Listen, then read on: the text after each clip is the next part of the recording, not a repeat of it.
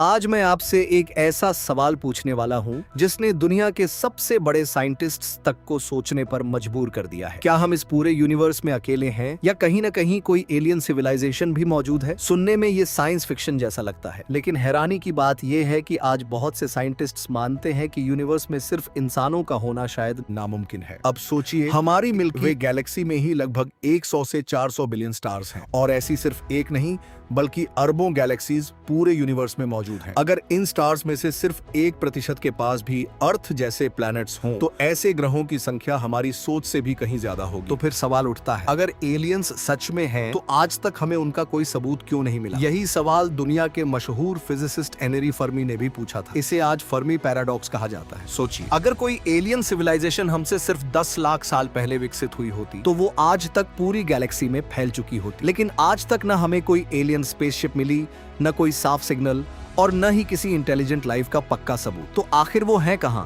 Scientists इसके कई जवाब देते हैं।